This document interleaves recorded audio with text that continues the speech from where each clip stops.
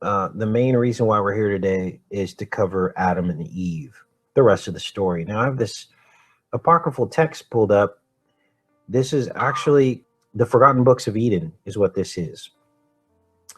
And so basically, this is the chronicling of the moments after the fall of man. It fills in all of the blanks, fills in what happened to Adam and Eve, what they ate, how, it talks about their flesh bodies that they were given, all of the things that we've kind of discovered here. Now, I have read this book, but it was back in 2008, and I had no idea what was going on with it before. And so now I'm starting to understand the truth about what is going on, because everything's coming full circle, right? So what we're seeing here, it says, but Adam and Eve wept for having come out of the garden, their first abode. And indeed, when Adam looked at his flesh that was altered, he wept bitterly, he and Eve, over what they had done. So they're kind of lamenting the fall, the sin. And it says, and they walked and went gently down into the cave of treasures. Now, this cave of treasures becomes their home for the next several years as they're trying to come to terms with what happened during the fall. Okay. And it says, and they came, and as they came to it, Adam wept over himself and said to Eve, look at this cave that is to be our prison in this world and a place of punishment. Now, this is interesting because the inner eye kind of looks like a cave, you guys. And we're going to tie all this in, because what we're also seeing with the cave and what happens later in this story is they talk about not being able to see in the dark. In other words, dark was kind of a foreign thing to them.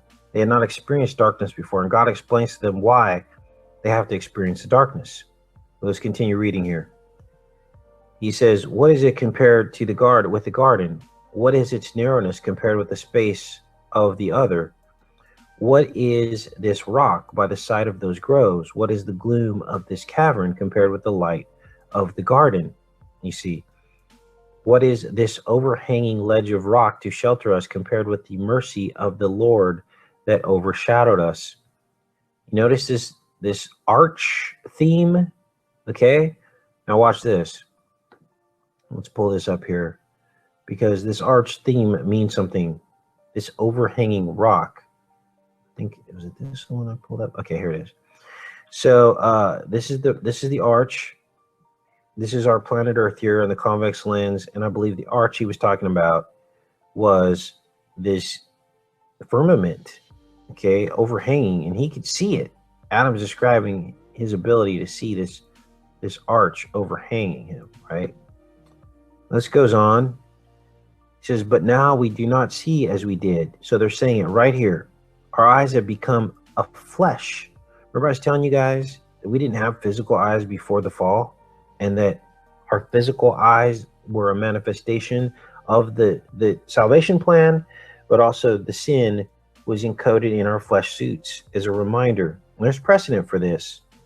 God often, created or commanded us to do certain things in the Bible that reminded us of the sin. For instance, when Moses was instructed to build the bronze serpent on the staff, that was God reminding the Israelites of the sin, because they were complaining that they said, we were better off in Egypt. Why did you bring us out here in the desert to die and starve and be thirsty?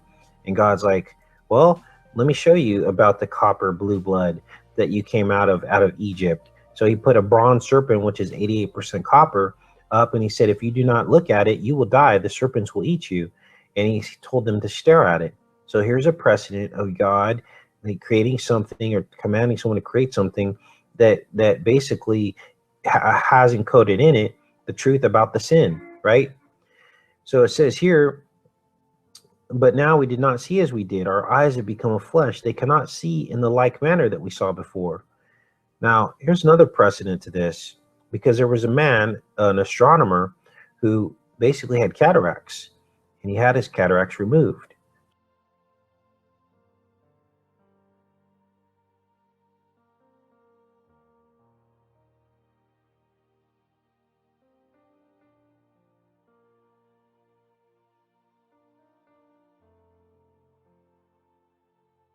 So this is a man that had experience with looking up into the night sky before and then after, when his cataracts were removed, he was able to see the night sky very brilliantly, is what he said. Now, of course, he's going to have a tough time describing this to us all because we do not see the night sky as he does.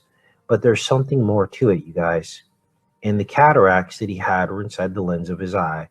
And I believe that those were the scales that fell from Saul's eyes in the Bible.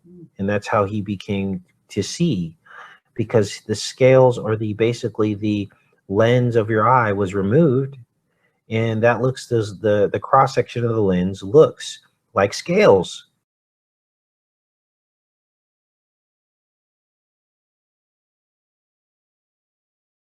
And so I think that basically the same thing happened to Saul, and that's why he was able to see. We're going to cover some other things in a little bit too. We're going to talk about the yellow brick road, the Tower of Babel, after we're done covering some of these main points. It says, Adam said again to Eve, what is our body today compared to what it was in former days when we dwelt in the garden? See, they had different bodies. So now when we accept the fact that God, when he gave us skins, that it was actually a new body, when we start to accept that fact that the original body was different than our new bodies, then we can understand how he could have encoded all of this into the architecture of our bodies. We can now begin to understand that. Salvation plan being the crossing of the optic nerves, where Jesus was was crucified on the cross, and the eyes of good and evil. The salvation plan are eyes of good and evil. Now this goes on. It says, and as they prayed, Adam raised his eyes and saw the rock and roof of the cave. Okay, he described it as rock, but it's the firmament, okay, that covered him overhead so that he could see neither heaven nor God's creatures. Okay, that's Molech, you guys. That's why the stars are spinning in this firmament. It's almost like a shield over us, or like a dome, and we're locked away from heaven. So he wept and smote heavily upon his breast until he dropped and he was dead. Of your own free will have you transgressed through your desire for divinity, greatness, and an exalted state, such as I have, so that I deprived you of the bright nature in which you then were, and made you come out of the garden to this land rough and full of trouble. So they went from an exalted state in perfection to a demoralized state. So that makes perfect sense. You know, for us to think that after the sin of man, that we look and feel and touch exactly the same way that we were before the fall of man is a ridiculous assertion. We changed, you guys. We were changed. These flesh suits that we have are nothing compared to the glory of original creation of man.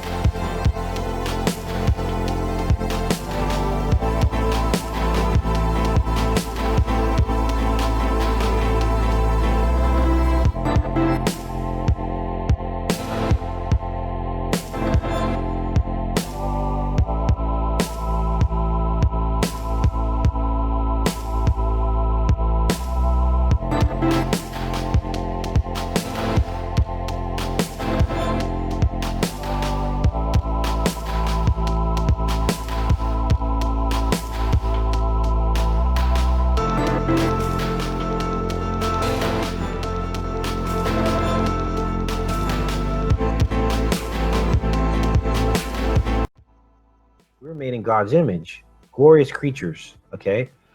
Same thing happened to Satan, but he went to the dark side, right?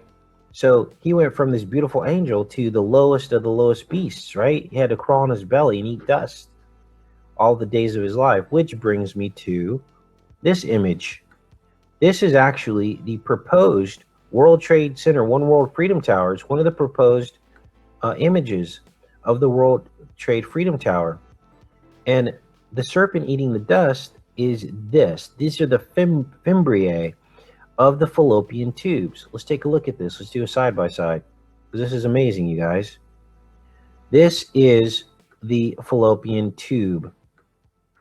Let's zoom this out. Actually, let's do this. Move this over here. Move this here. Now, what you're looking at here is the fallopian tube. Now, foul means fallacy. Fallacy is a lie. This is the lie. He's the father of the lie. Think about those words. The father conceives, right? The father of the lie. Fallopian tube. And look at the fimbriae here. They look just like the fingers of the actual fallopian tube. And when a snake eats eggs, here's the eggs coming out of the ovary, there's a peristalsis action of swallowing. It looks like swallowing. And that's what God said, the serpent. He said, you will go on your belly, you will eat the dust all the days of your life. So basically all of us are just recycled dust, right? We're basically recycled dead people at this point, because the graves, people go into the grave, they turn to dust, trees grow, we eat the trees, the dust is blown around, where it is literally the serpent eating its tail. This is the serpent eating its tail. It's eating the seed of the woman over and over. Every month, the seed goes into the fallopian tube, is consumed, and we're born into sin. This is the truth. So they tried to recreate this in this World Trade Center. This was one of the proposed buildings for the One World Freedom Tower. You see the diamonds, but look at this, you guys. 4 sides on this diamond, 4 sides on this diamond. That's 44. right? So that's green. That's Obama, the president under which this would open. And this is the fimbriae. And this is the serpent eating. And it almost looks like a serpent, doesn't it? Sideways. So wanted to touch on that real quick. And they prayed. Adam raised his eyes and saw the rock of the roof of the cave and covered him overhead, so that he could see neither heaven nor God's creatures. So he wept and smote heavily upon his breast until he dropped and was dead.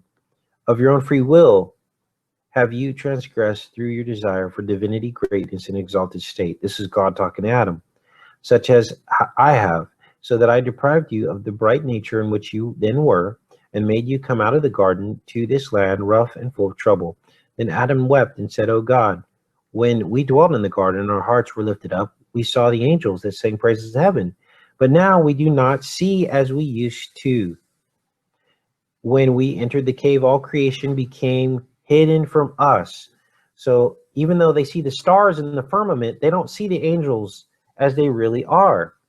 You guys, the book of Enoch says that the stars in heaven are of the righteous and the angels. That's what it says in the book of Enoch. And I recommend you checking out the book of Enoch. There are ancient copies found with the Dead Sea Scrolls in 1947, proving the validity of the book of Enoch, and that those copies are now all in private ownership, and that it was considered at its time the greatest biblical find in world history. The book of Enoch. Yes, you heard me correctly. They described it as the greatest find in biblical history. Why would the book of Enoch be the greatest find in biblical history? And why are all the copies of the book of Enoch in private hands and that are not available to scholars for analysis? Why? Why is that? Now you know, because it holds the secrets, okay? It holds the secrets. So this goes on. Then God and the Lord said unto Adam, when thou wast under subjection to me, thou hadst a bright nature within thee. See, we had different bodies. And for that reason couldst thou see things afar off. See, we could see things far off. We could see through this ceiling that's above us. But after thy transgression, thy bright nature was withdrawn from thee, and it was not left to thee to see things afar off, but only near at hand, after the ability of the flesh, for it is brutish. So this goes on. It says, and Adam and Eve went from before the gate of the garden to the southern side of it, and found there the water that watered the garden, from the root of the tree of life. Now this is interesting, because this root of the tree of life is, in fact, I believe, this, the hyaloid canal, the root of the tree of life. The root is here. This is the stump. When a child is born, the umbilical cord is cut. It's called a stump. These are the stumps that cover the earth. There were many trees in the garden, but one tree of life leading back to the Father, the narrow gate. You can almost see this as a tree. It forms a tree. It's a stump which connects to the retina. These form the branches. You can see the tree of life. Okay. Now, they found there the water that watered the garden from the root of the tree of life, and it parted itself from thence into 4 rivers up over the earth. Okay. Then they came and drew near to the water and looked at it, and they saw that it was the water which came forth under the tree, the root of life in the garden. And Adam said, after he was raised, O God, while we were in the garden, we did not require or care for this water. But since we came to this land, we cannot do without it. The water theme. This is all about the flood. It's all about the parting of the Red Sea. See, it's the water theme. It's about the 40 weeks gestation of the child in the womb, the vitreous humor, the water theme. And now they need the water. They thirst for it. Why? Because they went from the heavenly waters of the cerebrospinal fluid now to the local waters in the eyes of the tree of knowledge of good and evil. The 2 trees, good and evil, are your 2 eyes. Now you're seeing truth. Now they need these waters of the vitreous humor inside the eye. They're locked in here. They're not getting water from heaven anymore. The cerebrospinal fluid, the waters that never go dry. They're self-replenishing.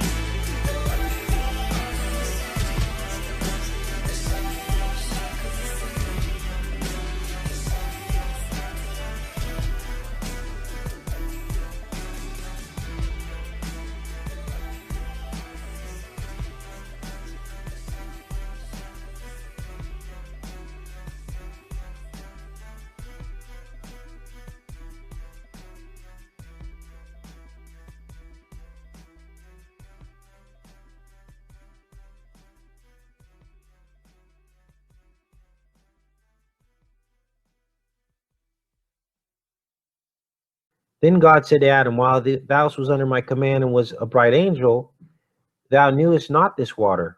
See, we didn't know this water, this local water. We only knew the waters of heaven. But after that, you transgressed my commandment, and now you can't do without water, wherein to wash thy body and make it grow, for it is now like that of beasts, and is in want of water. So we're in the beast realm down here now on the convex lens. We're in the matrix, right? So we need water in this realm. O Eve, remember the glory that rested on us in the garden. O Eve, remember the trees that overshadowed us in the garden while we moved about them. These were giant trees, you guys. That's why you have stumps all over the earth. These once overshadowed us in the garden. O Eve, remember that while we were in the garden, we knew neither night nor day. But when I heard, see, they didn't know night and day. So there was no dance of melatonin and serotonin. There was no land of milk and honey, serotonin, melatonin. We did not sleep back then. Everything was always bright. It says here, but when I heard of thy transgression, I deprived thee of that bright light. Yet of my mercy I did not turn thee into darkness, but I made thee the body of flesh. It says it right here. We got made bodies of flesh, over which I spread this skin, in order that it may bear cold and heat. Thus, O Adam, has this night deceived thee? It is not to last forever, but is only of 12 hours. When it is over, daylight will return. And there's your 12 and 12. 12 hours of light, 12 hours of darkness, 12 cranial nerves on each side of your brain. There are 12 pairs, 12 hours of light, 12 hours of dark, the pineal balance of melatonin and serotonin at the center of your brain at the cross where Christ was crucified. It says, so 12 hours, and O Adam, I have made the day for thee and for the children after thee, for them to work and toil. And what did God say in Genesis? He said, you will toil in the soil, basically is what he said, right? So now we know why there has to be light and day, because he's saying he's making the day for Adam and his children to toil in the soil, and the night I have made to rest from their work, and for the beasts of the field to go forth by night and seek their food. But God and the Lord said to Adam, verily I say unto thee, this darkness will pass from thee every day I have determined for thee, until the fulfillment of my covenant, when I will save thee and bring thee back again into the garden, into the abode of light thou longest for, wherein there is no darkness. I will bring thee into it, the kingdom of heaven. So, but first, Adam has to, for 5,500 years, Adam has to wait. His bloodline has to wait. You guys, we are at the door right now. This is the door back to the paradise garden, back to heaven. Why? Because in the Hebrew calendar, we are in the year 5776, quickly approaching 5777. So you're asking, Casey, aren't we past due? That's 5,700 years, not 5,500 years. Let's go back and look in here when he talks about the 5,500. Let's go back in here.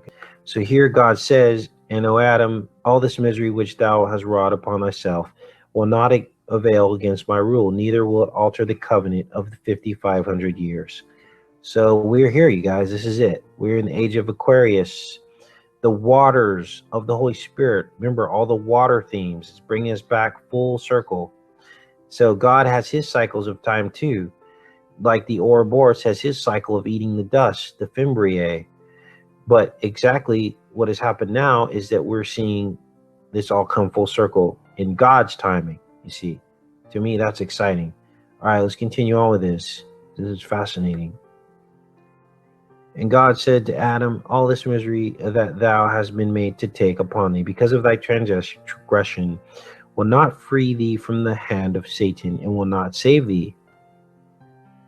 But I will, when I shall come down from heaven, and shall become flesh of thy seed, and take upon me the infirmity from which thou sufferest. Then the darkness that came upon thee in this cave, shall come upon me in the grave, and when I am in the flesh of thy seed. So there it is. That's the prophecy of Christ to come, God in the flesh. It says here, and whereas aforetime the serpent was the most exalted of all the beasts, now it was changed, it became a slippery and meanest of them all, and it crept on his breast and went on its belly. When the accursed serpent saw Adam and Eve, it swelled its head. This is the circumcision we were talking about, you guys. The swelling of the serpent's head. And it's like, I mean, let's put it bluntly, it's like an erection, right? And when you get circumcision, you're removing the ring from around the swelled serpent's head.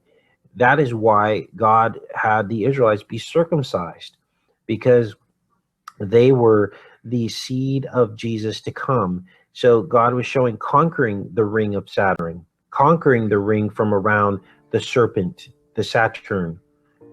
And you see how he's built into our anatomies the truth, okay? So the man's penis is like the pineal penis, and that is representing the serpent, basically, entering the woman. And it says here, it stood on its tail, and with eyes blood red, did as if it would kill them, you see. Now, however, be thou dumb, and speak no more, thou and thy race. He's talking to the serpent here. Because in the first place has the ruin of my creatures happened through thee, and now thou wishest to kill them. This is the enmity between the seeds, okay? The serpent is mad because he deceived God. He was taken from his former state, made into a serpent. He's been cursed to eat the dust, eat the eggs of the woman coming out of the womb, and for the days of his life. And now he wishes to kill the seed of God. This is why, this is the central theme of the Bible. We, in religion, we're taught that this is the peripheral theme, but it's actually the central theme. It's the central theme of the Bible, that the serpent and the woman are at odds with one another, you see. And that's why the woman has birth pangs. The reason why she has birth pangs is because the serpent is represented in her female anatomy, okay, as we just told you. There's the birth pangs that the woman will experience. This doesn't make the woman bad.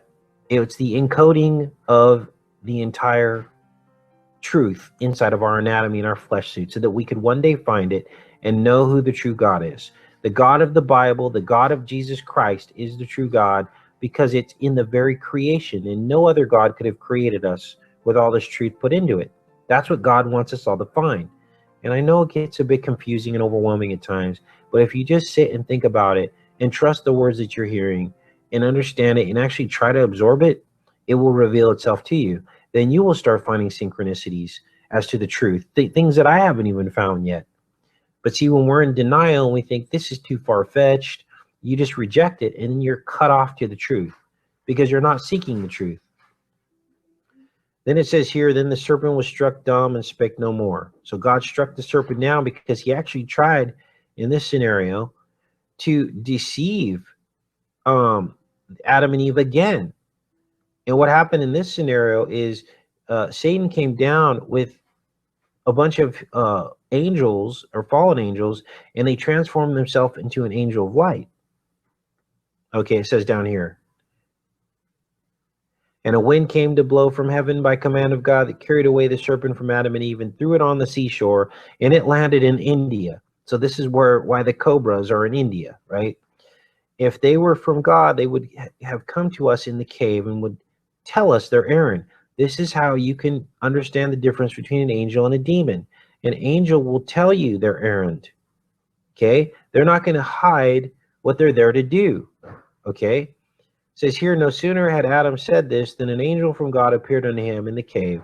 And he said, "O Adam, fear not. This is Satan and his host. He wishes to deceive you, and he deceived you at first, as he deceived you at first. For the first time he was hidden in the serpent, but this time he has come to you in the similitude of an angel of light, in order that when you worshipped him, he might enthrall you in the very presence of God."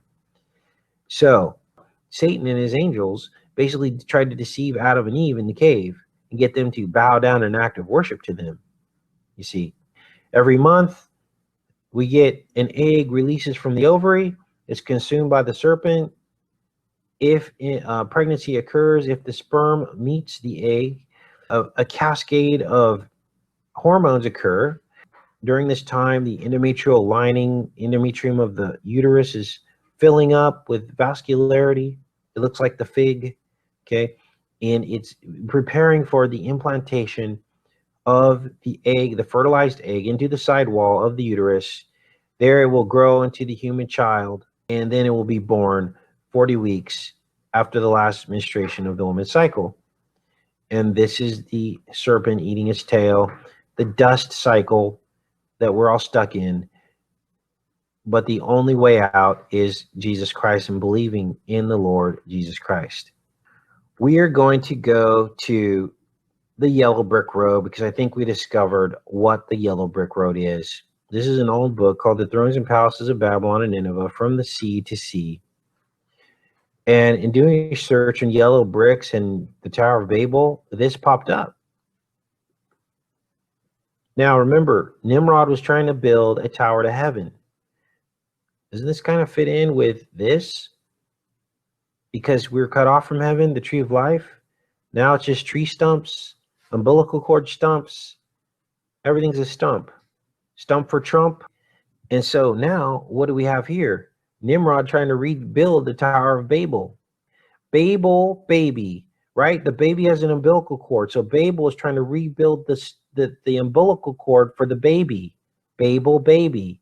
Now, ancient Egypt has a god called Ba, and it means something. Baal, right? We're stuck in the bell curve, sin, the sine wave. But that just hit me right now, and that was pretty amazing because I had not considered that before. That the baby, but in other words, being born, because remember, this is an analogy of the womb. The baby's in the womb right here. It's in the eye. We're born into the eye.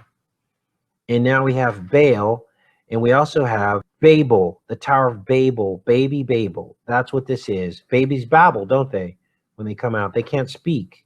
Confusing of the language, which is what happened in the Tower of Babel. That's why how they were not able to complete the Tower of Babel, because they all got turned into babies and were babbling. Babylon. Wow. Okay, this is crazy. All right, so this goes on, and it says here that on the northeast side is a wall of small bricks of the finest quality, and is as firm today as when laid in the hand of the master builder thousands of years ago. The weather has channeled deep ravines in the sides of the mound, revealing here and there a mass of yellow bricks laid in white mortar, and which are evidently sun-dried and not kiln-burned. They are not less than 12 inches square and 4 inches thick. They all bear the name and titles of King Nebuchadnezzar. The translation of the inscription on the one I brought away to be placed in my cabinet of curiosities is as follows: Nebuchadnezzar, king of Babylon, preserver of Bit-Sagal and Bit-Sadah, eldest son of Nabopolassar, king of Babylon, the most eminent antiquarians in Babylon, researchers regard this ruin as the remains of the Tower of Babel. The remains of the Tower of Babel is the yellow brick road. This is the Tower of Babel. This is the yellow brick road spiraling up to heaven. This is amazing because in The Wizard of Oz, Dorothy follows the yellow brick road. And Oz is os, the cervical os, which is the opening of the cervix. That's os. We are in the land of Os, the land of Oz. Let's pull this up here. Cervical os. This is the cervical os. Again, this goes back to the human anatomy. This is the cervical os. The first miracle that Jesus performed in the Bible at 12 years old was he was in the temple and he wowed the doctors and physicians. They were in awe of Jesus Christ at 12 years old. What could he have possibly said to make them in awe, to awe a physician or a doctor? And I believe these are the secrets that Jesus was sharing with them, which is why the doctors were in awe of him in the temple. What is the 12 years old? Is the 12 cranial nerves? This is Jesus, the boy at the temple. It says here, Jesus got lost. They didn't know where he was. And when he was 12 years old, they went up to Jerusalem after the custom of the feast.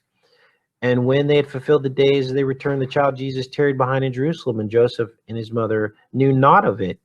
But they supposed him to have been in company when a day's journey, and they sought him among their kinsfolk and acquaintance. And when they found him not, they turned back again to Jerusalem. And it came to pass that after 3 days they found him in the temple, sitting in the midst of the doctors, both hearing them and asking them questions. And all that heard him were astonished at the understanding and answers. How did Jesus understand the anatomy of the body? This is what they were talking about. And when they saw him, they were amazed. And his mother said unto him, Son, why hast thou thus dealt with us? Behold, thy father and I have sought thee sorrowing. So they were kind of upset at Jesus because he got lost. And he said unto them, How is it that ye sought me? Wish ye not know that I be about my Father's business? Following the yellow brick road. Now there is a scene in The Wizard of Oz, the Wizard of Oz being born into sin, right? And is with the trees. These are the apples of the eyes of good and evil.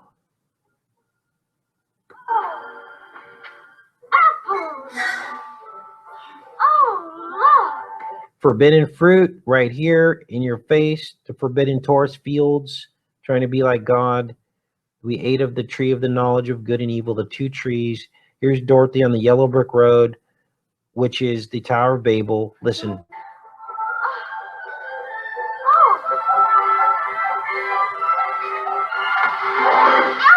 Listen to the voice of this tree, and you're going to listen to the voice of the other tree. Yin and yang, black and white, red and blue. What do you think you're doing? We've been walking a long ways, and I was hungry. And did you say something? She was hungry. She was hungry. She was hungry. She was hungry. Do you see the juxtaposition? What you're looking at right here is the trees of the knowledge of good and evil off of the yellow brick road, the Tower of Babel. This is what they're trying to do. And you see that Dorothy is in the pineal position. This is also the crucifixion of Christ you're looking at here. Here's the straw man, the burning man. This is also the wicker man, the World Trade Center, two World Trade Center towers. were the legs of the wicker man. When you look through Hollow World Twin Towers, these are the twin towers of the wicker man, hiding in plain sight. This is all Burning Man ritual, burning the man in the cage. Nicolas Cage, The Cage, did World Trade Center the same year he did The Wicker Man. Both those movies came out the same time, the same year, a few months apart. This is the legs of the burning wicker man.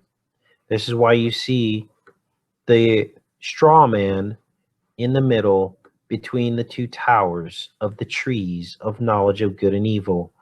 Dorothy is kind of like the Jesus figure. She's like building 7. I'm sure if we looked up her numerology, the woman that played this part in The Wizard of Oz, we would see Jesus Christ references written all over this woman. Oh, dear. I keep forgetting I'm not in Kansas. Come along, Dorothy. You don't want any of those apples. Are you hitting my apples on what they ought to be? Oh, no. It's just that she doesn't like little green worms. The green worm is the serpent. That's what that is. There it is, the tree of the knowledge of good and evil right there hiding in plain sight. Straw man. The straw man is the wicker man. Now, what is that? Let's go into that a little bit, because this is amazing. It's all the material things that we think we need, and it builds a straw man, and it distracts us. We never see the central part. The straw man never really did listen to Dorothy, right? So that's the analogy, okay? She had to go through all this stuff to get them to wake up. Right? They can't. The straw man's like, well, I don't have a. What he didn't have? He didn't have a heart. Oh, he didn't have a mind. Right? The straw man didn't have a mind. Okay, so that's what all this is about. Like getting us to wake up to the realization that the material realm holds nothing for us. We can't take it to the grave with us. All it does is distract us when we should have our mind fixed on heaven, the kingdom of heaven within. They cast these people. It's all written in a book. 61 was the Hebrew year the World Trade Center fell. So right there in her birthday is encoded the year that the World Trade Center would fall. Wow, she died at 47 years old. That's building 7. That was 47 stories tall. So yes, in fact, her life contains the whole life of the World Trade Center. 57, 61. So there's your 61. See this? Bam, bam. Died 6/22, and what is that? That's 6/11/11, right? And what is this? Well, after 9/11, 9/11 has 111 days remaining in the year. So there it is right there. She was 47 years old when she died. 47. That's building 7. Died at 47. Let's put died at 47. Building 7 had 47 stories tall. 47 stories. And it opened, building 7 opened in the Hebrew year 5747. 7 opened in Hebrew 5747, which was 1987. Somebody was asking me about Saturn, okay? And we were looking at the actual Tower of Babel, and we saw that it spiraled up, right? It spirals up. Well, the outside ring of Saturn is not a ring at all. It's actually a spiral. And what is the spiral? The spiral is the aperture. It's the cervix. It's the iris of the eye acts like a spiral.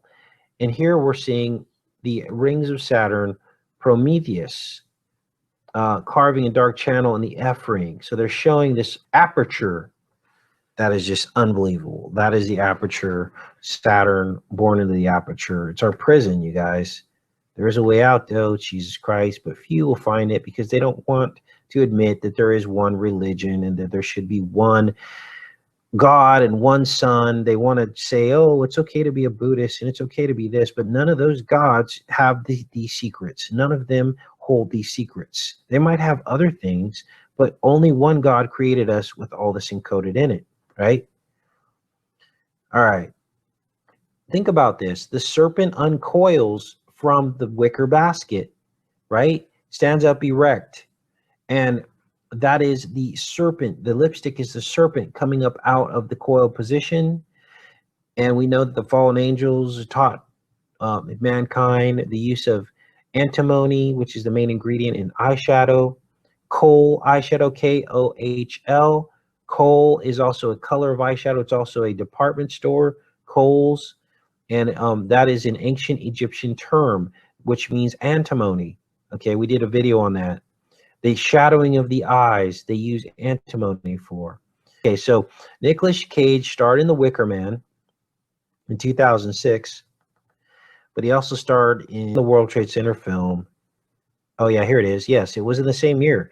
So the World Trade Center film came out in the same year as The Wicker Man, both starring Nicolas Cage. So here's your World Trade Center Wicker Man. These are the legs of the Wicker Man, and that's why everybody burned and got turned into dust, because the dust is the dustification. It is the serpent eating the dust. You see how all this fits in. Okay, so what is the serpent? What is the kundalini?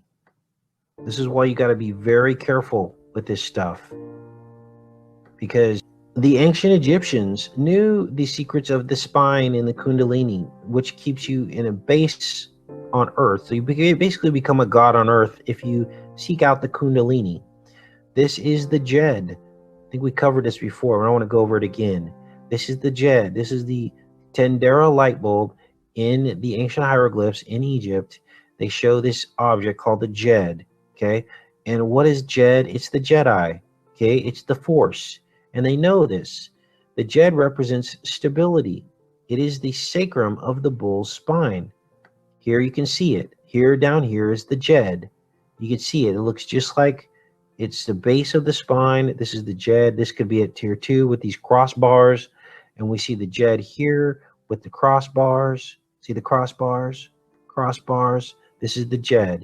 It says right here in Wikipedia, this represented the base of the spine right here. The sacrum of the bull's spine. What is the ankh? The ankh is the thoracic vertebrae of the bull's spine, and it's a cross section. This is the ankh, and this is the thoracic. See how they're the same?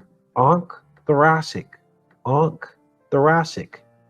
So what does this mean? Why did the Egyptians have a preoccupation with the spine of a bull? Because it's all about control. They use this power, but they use it for evil. They keep you down the base rate. Possession, demonic possession. Open yourself up to spirits. Trying to find powers within yourself rather than allowing the Holy Spirit to give you power. You know, you got this Jed right here, the Force. They actually even talk about levitating objects. So that's exactly what they show in the Star Wars films. The Jedi can levitate objects. Okay, the Force within, the dark side and the light side, right?